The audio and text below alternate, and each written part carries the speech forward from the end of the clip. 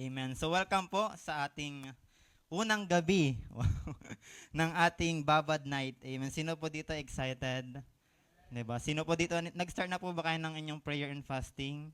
Anong klaseng fasting po yung sa inyo? No fasting. Ayan. So, marami po tayong klase ng fasting. Amen. Ayan. So, happy prayer and fasting po sa ating lahat. Amen. Sino po dito excited na pong marinig ang word ni Lord ngayong gabi? Amen. Excited na po ba kayo? Sabi nyo nga po, excited na ako.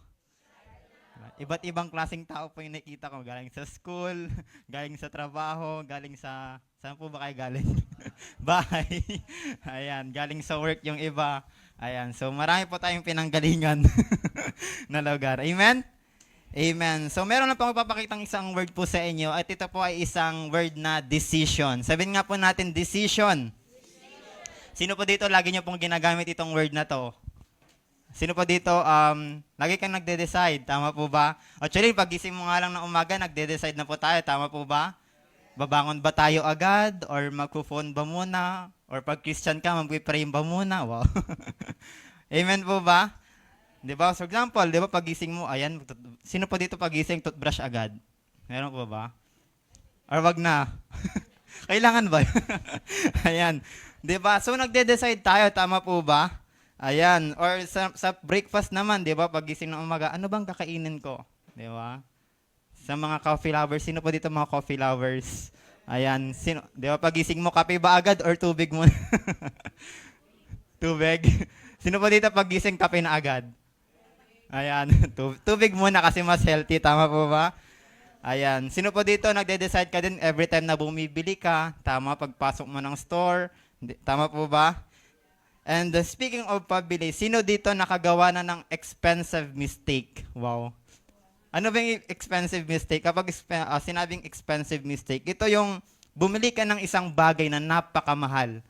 Tapos after mo siyang makuha, nag-regret ka lang din. 'Di ba? Kasi parang 'di ba nung nasayo na yung bagay na yon, hindi ko rin hindi ko rin pala ito magagamit agad or hindi naman pala ito ganon ko kailangan. Tama po ba? Okay. So yun po, and usually po nangyayari ito because of our impulsive or bad choices in life, 'di ba? Kaya nakagawa tayo ng mga mistakes or mga maling desisyon kasi nauunahan tayo ng ating emosyon. Tama po ba? Kaya nga po, when you are highly emotional, sabi nila, don't rush into making a decision. Lalong-lalo na pag sa mga major decisions in life, tama po ba? Kapag punong-puno ka ng emosyon, dapat hindi ka agad-agad nagde-desisyon. For example, sa career, di ba, ito yung gusto kong mangyari sa akin, ito yung gusto kong maabot. Di ba? Kasi nga, may mga times na parang dahil sa emotion na yon, dahil yun yung nararamdaman mo, yun na yung gusto mong makuha in the future. For example, sa business naman po, tama po ba? Ang pagbibusiness, hindi po yan basta-basta. Kailangan po yan ng matinding desisyon, tama po ba? Okay? So, kailangan po natin ginagawa po natin or lagi natin ginagamit itong decision na ito. For example, hindi lang po sa business or career. For example, sa love life din, tama po ba? 'Di ba? Major decision din po yan sa ating buhay, lalo na po sa mga youth na, parang di pa ako. Ayan, tama po ba? So, dapat, 'di ba? Lalong-lalo na po ngayon sa panahon po ngayon, hindi dapat tayo nagpapadala sa ating mga emosyon. Tama po. And maraming decision po tayong ginagawa araw-araw. Tama?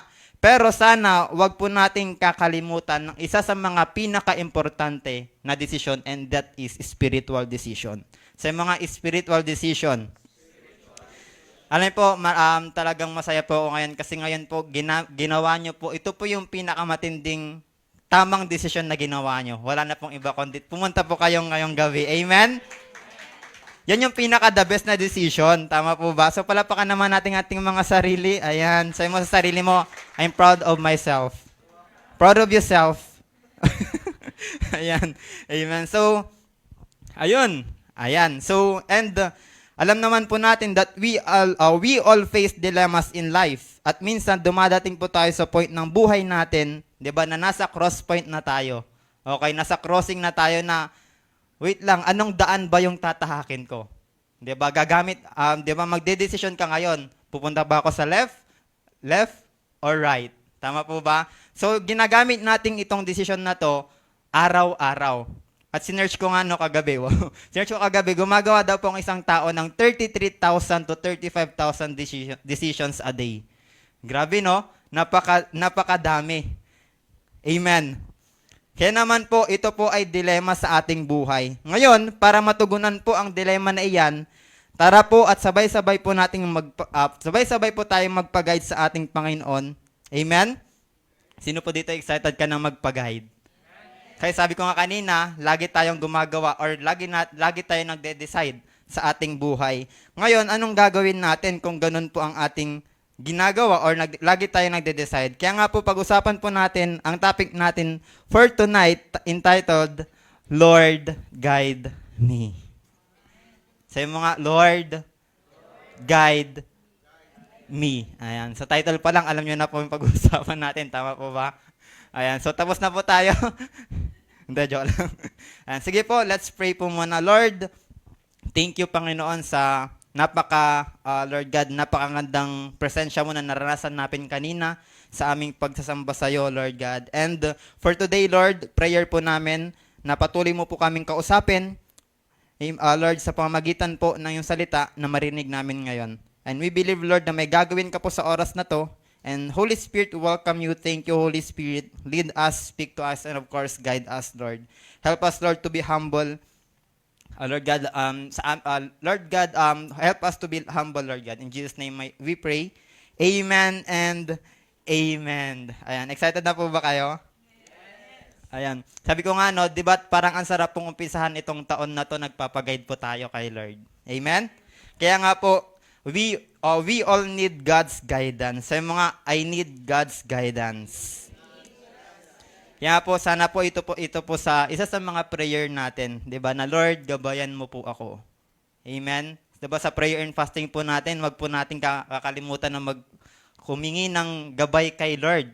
Amen. Sa bawat decision po ng buhay natin, dapat magpagabay po tayo kay Lord. Bakit po? Kasi ang decision po natin, it could break us or make us. Pwede nitong sirain tayo or pwede nitong maging maganda, okay? Ng kahinatnan sa buhay po natin. So whether you like it or not, yung mga major decisions po natin na gagawin, it can impact your future. Tama po ba? 'Di ba po yung pag-decide nyo pa lang ngayon na 'di ba for example dati po sa mga may mga asawa po, nag-decide po kayo ngayon na dati po na magkaroon ng pamilya. So it can impact your future sa bawat decision po na ginagawa natin. Amen? Kaya nga po, dahil doon, kailangan natin ng patnubay ni Lord. Amen? Sa bawat umaga, tama po, sa bawat bukas, or sa pagharap natin sa problema, sa mga trials and challenges natin in life, kailangan natin ng guidance ni Lord. Kaya nga po, as we face another year in our lives, 2025, or another season, okay, sa mga nagta-transition na po nito, ng ngayon, 'di ba? Kailangan po natin ng guidance ni Lord. Amen. Hindi ko man po alam, baka some of us here po nasa transition ka na ng buhay mo, 'di ba? From youth to young adult or young adult to marriage ka na po ba? Ganun na po. Basta alam niyo na yung stages na 'yan. Ayan. So, amen. So you need God's guidance. And the good news po, sabi ni Lord in Psalms 32 verse 8, sabi niya, the Lord says, I will guide you along the best pathway for your life. I will advise you and watch over you. Napakagandang salita from the Lord. Palapakan naman natin sa Lord. Amen? Grabe no, sabi ni Lord, i-guide kita. 'Di ba? I-guide kita sa bawat hakbang ng iyong buhay. Paano ba humakbang? Diba? So, i-guide tayo ni Lord. Amen?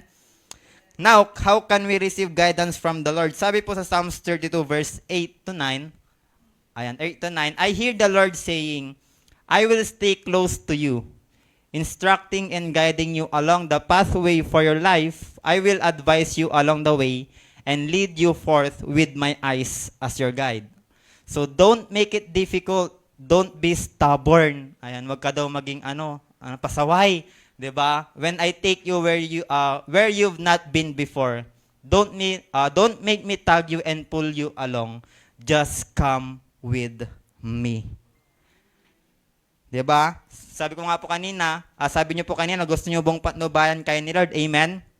Ito po ang sagot niya. O sige anak, gusto mong i-guide kita? Just, 'di ba, come with me. 'Di ba? Stay close with me. Amen po ba? Kasi alam naman po natin, 'di ba, kapag talagang gusto nating i-guide tayo ni Lord, kailangan mas maging mapalapit tayo sa kanya. 'Di ba? Ang hirap naman na nagpapag-guide tayo kay Lord pero malayo tayo sa kanya. Tama po ba? Example, 'di ba, nagpapagad kayo sa isang tao, saan yung daan dito? And nandoon na siya, hindi mo pa siya makita. So kailangan nating maging malapit kay Lord kung gusto natin na i-guide niya tayo sa ating buhay. Amen? Now, ibibigyan ko po kayo ng 2 points kung paano po tayo i-guide ni Lord. How does God guide us? Yan po ang tanong ngayon. Number 1 is that guided by praying. Sabi mo nga po, guided by praying.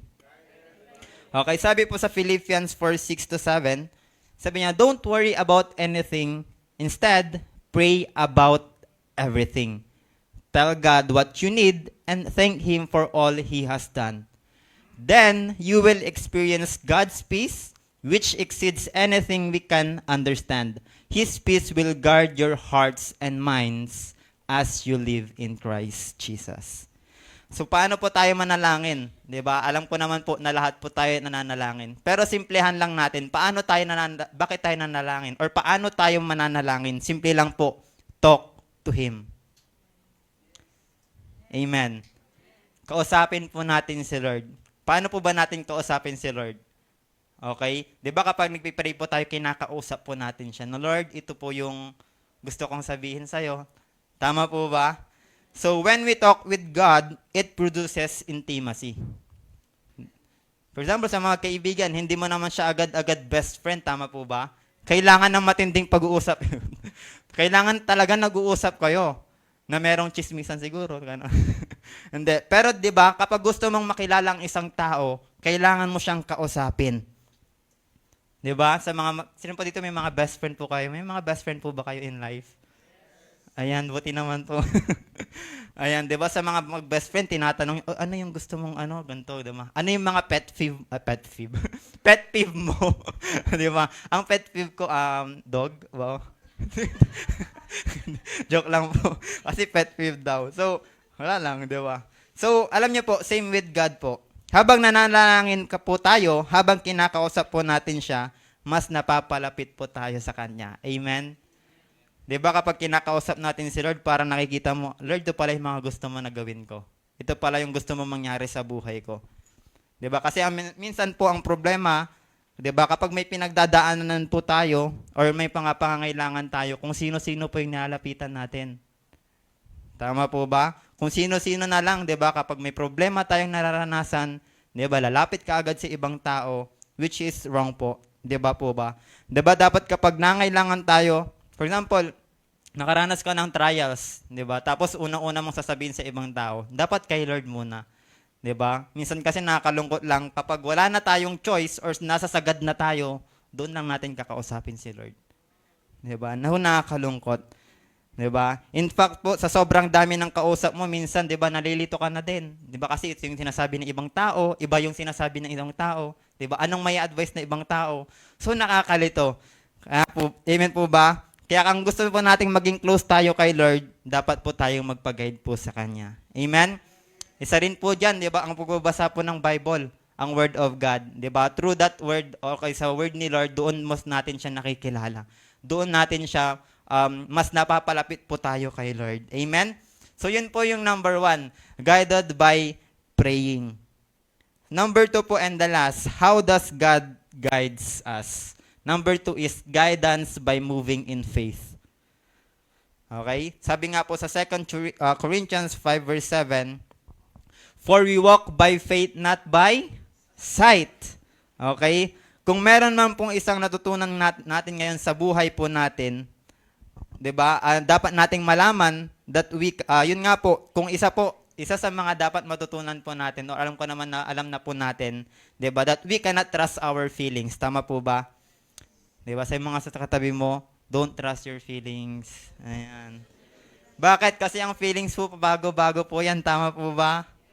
Di ba? Sino po dito may kilala kayong tao pa iba-iba moody? Di ba? Kanina okay pa, tapos ngayon, parang, ang saya-saya mo kanina, tapos lumungkot ka na naman. Di ba? Kanina nagkikentuhan, tapos hindi na di ba? Hindi na makausap, hindi na namamansin. So you can trust your feelings, amen? So anong ibig sabihin po nito? Ibig sabihin po that faith is not passive, but it is active. Amen? So we walk active by faith. Di ba? Ibig sabihin, malalaman mong may faith ka kung may action kang ginagawa. Amen? Sabi mo nga, action. 3, 2, 1, action. Ayan. So God guides us when we are moving in faith. Lagi po nating tatandaan, kung gusto mong magpa-guide kay Lord, kailangan mo ng faith. At hindi lang ito basta faith, pero dapat may ginagawa ka. Amen. Sabi nga po sa Psalms 37 verse 23, the steps of a good man are ordered by the Lord, and He delights in His way. Sino po dito gusto siyang i-guide ni Lord? Gusto mong i-guide ni Lord? Amen. Ganto lang po yan. Okay? God cannot guide you kung nagmumukmuk ka lang. Diba? Parang, Lord, grabe naman. Grabe na bumumukha na. May pawaling-waling ka pa. Diba? Ano pa, hindi ka pwedeng i-guide ni Lord kung nag-worry ka. Diba? Hindi ka pwedeng i-guide ni Lord kung hindi ka pa nakapag-move on. Sabi mo, move on ka na. Baka naman stuck ka na dyan sa past mo. Kapatid, oras na para mag-move on. Amen? Sana po, wag po nating hayaan na yung past mo ang hila sa'yo palayo kay Lord. Amen? Now, kung kinausap mo na si Lord, sinabi mo na lahat kay Lord, nagpasalamat ka na sa Kanya, siguro, now is the time, or hindi siya siguro, but now is the time to take step. Okay po ba? Kailangan na nating lumakbang sa mga hakbang. And for example po, sa mga, sino po di may mga motor, ayan, sa may mga motor, may mga sakyan, ayan. Di ba hindi mo pwedeng paandarin agad or ano yung sakyan kung naka-neutral siya, tama po ba? Di ba? Basta automatic, ay hindi siya, basta manual, di ba? So dapat, kailangan mo muna ng, meron ka munang dapat gawin para gumalaw yung isang bagay. Okay, yung sasakyan na yon. So steps are decisions. Okay, and as you start to making decisions and guided by prayer, okay, yun nga po, ayan, kailangan po natin ng action kung gusto nating magpa-guide kay Lord. Amen po ba? Amen. So as I end po, ayan, siguro meron lang akong ikikwento sa inyo, siguro hindi nyo po alam masyado itong taong to. Siya po si Abraham, ayan. Hindi, joke lang. So, yan po si Abraham. So, alam ko naman po na lahat tayo kilala natin si Abraham, tama po ba? Ayan, so Abraham po, yung story niya po, di ba, na-encounter niya si Lord. And sabi ni Lord sa kanya, Abraham, usap tayo. Ayan. So, nag-usap sila ni Lord. Tapos, nung pag-uusap nila, merong binitawang promise si Lord sa kanya. Okay, sige Abraham, dahil kinausap mo ko, di ba, ito yung promise ko sa'yo. This day, I will bless you. Diba? Those who bless you, I will bless those who bless you. Okay? Who curse you, I will curse, sabi ni Lord. So, Abraham, diba? Sabi ni Lord kay Abraham, dahil kinausap mo ko, ito yung promise ko sa'yo. Ano yung ginawa ni Lord? Bibigyan kita ng anak. Diba? Bibigyan kita ng lupa. Sino po dito nagpipray ng mga lupa? Ay, gusto niyo po ipag-pray? Amen? Sige, samahan ko po kayo mag-pray. Nagpipray din ako. Ayan. So, nagpipray din po kayo ng anak? Meron po ba? Ayun. Amen. So yun, yun ang promise ni Lord kay Abraham. 'Di ba? And so ang gagawin ngayon ni Abraham, dahil may promise si Lord sa kanya, anong gagawin ni Abraham? It's time ngayon to kailangan ng mag-move ni Abraham. Okay? At nakita natin doon sa story na anong ginawa ni Abraham, umalis siya sa comfort zone niya para makita niya yung promise ni Lord. 'Di ba? Nag-take step siya para makita niya yung promise ni Lord. And ngayon po, 'di ba? Siguro ito rin po yung gustong sabihin ni Lord sa atin ngayon. Anak, kailangan mo nang mag-step kung gusto mong maranasan yung promise ko sa iyo. Kailangan mo nang umalis sa comfort zone mo. 'Di ba? Siguro noong 2024, 'di ba, may mga promise si Lord sa atin pero hindi natin natanggap kasi nga hindi tayo nag-take step doon sa promise na pinapagawa ni Lord. So now is the time to step up Okay? And yun nga, nilid ni Lord si Abraham sa promised land. Kaya nga po, no wonder why tinaguran siyang father of faith. Bakit? Kasi hindi niya lang ginamit yung faith niya, pero gumawa siya ng action. Okay po ba? Kaya nga kung titignan natin yung story ni Abraham, ito yung parang buhay po niya. Ano yon? If you cannot see far ahead, go as far as you can see. Ito yung buhay ni Abraham. 'Di ba? Yan ang faith. 'Di ba? Kung gusto mong makita, 'di ba, yung susunod sa kailangan mong mag-take step. Okay, kasi minsan kung gusto nating ipakita lahat ni Lord, kung minsan kasi gusto nating ipakita ni Lord lahat ng pwedeng mangyari sa atin, which is not. Hindi po ganon si Lord. 'Di ba? Kapag gusto ni Lord, okay, dapat one step at a time. 'Di ba? Kung ano yung pinakita ni Lord sa atin, dapat yun na yung lakaran natin. 'Di ba? Minsan kasi parang gusto natin, Lord, pakita mo na lahat yung magiging future ko. Hindi po ganon. Pinapakita ni Lord lang ni Lord yung bawat step na pwedeng mangyari sa'yo para makita mo na kailangan mong humakbang sa lugar na yon para makita mo yung promise ni Lord sa'yo. Amen. So wag tayong magreklamo kay Lord na, Lord, ang layo pa naman. Wag po ganon. 'Di ba? Kung ano yung pinapakita ni Lord sa'yo, lakaran mo. And I tell you, He will lead you wherever you go. Amen? Kaya nga po, church, please, kay Lord lang po tayo magtiwala. Amen? Amen. Sino pa dito may natutunan? Amen. So now is the time to take a step. Stay close with God, talk to Him, and be guided by God. Amen? Amen. Sige po, let's all stand na lang po and let's pray for the word. And after this, let's mag-pray din po tayo.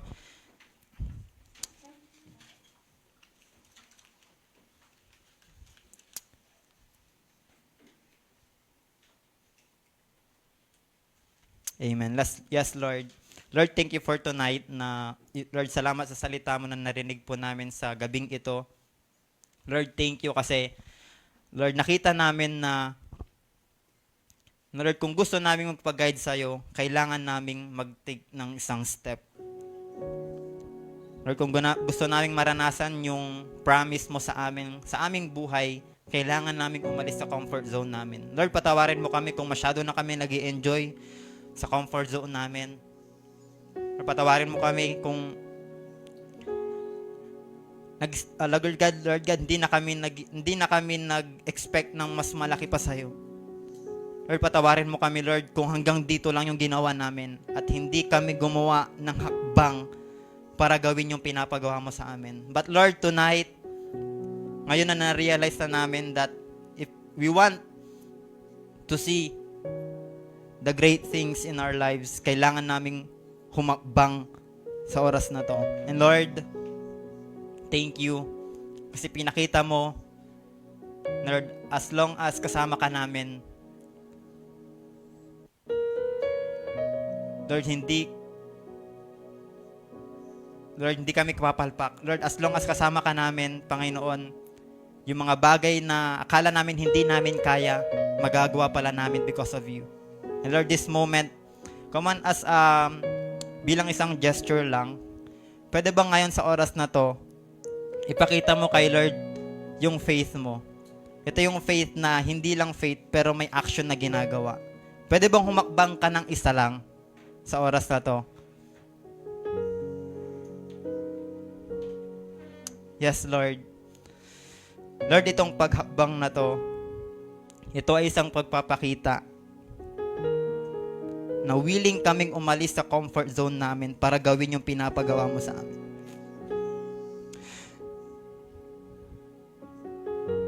Yes, Lord, kung yung mata lang namin, yung gagamitin namin, talagang mahirap. Kung yung feelings lang namin, Lord, yung gagamitin namin, mahirap gawin yung kalooban mo.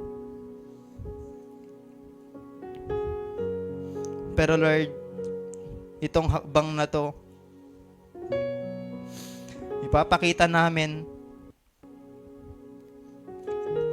na kaya namin gawin, Lord, yung kalooban mo kasi kasama ka namin. And Lord, thank you.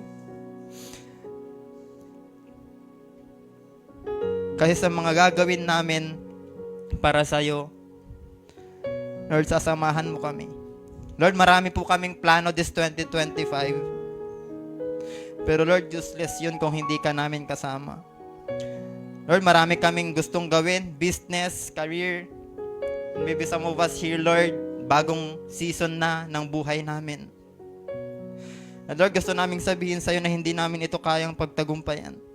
Lord, we need your guidance. Come on, church. Kung gusto mong maging victorious in life, you need guidance of the Lord.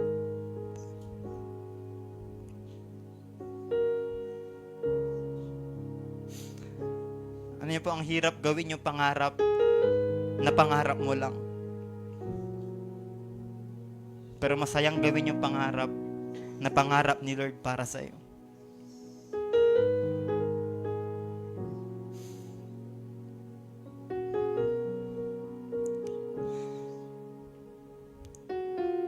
Yes, God.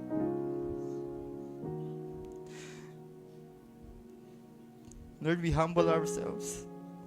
Lord, inaamin po namin na hindi namin kaya ito. Hindi namin kaya itong 2025 nang wala ka. So we need your guidance, Lord. Lord, gabayan mo po kami. Lord, patnubayan mo po kami. Lord, simula ngayon, hindi ka namin pangungunahan. Kasi ikaw yung guide namin.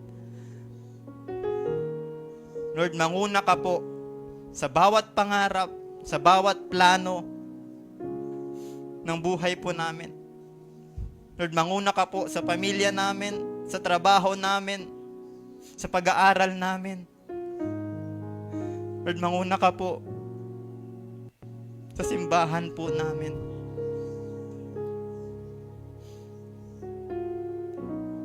Lord, guide me. Thank you, Lord, sa promise mo, Panginoon, na kapag nag-take step kami, kapag humakbang po kami, sasamahan mo po kami. Iga-guide mo po kami. Kaya thank you, Lord, for this prayer and fasting, Lord. Hindi lang po ito this January, pero buong taon, Panginoon, magpapaguide po kami sa iyo. Hindi ka namin pangungunahan, pero susunod po kami sa iyo. Thank you, Lord. Thank you for your promise, Lord. We receive it. In Jesus' mighty name we pray. Amen and amen. Sige po, patuloy po tayong manalangin.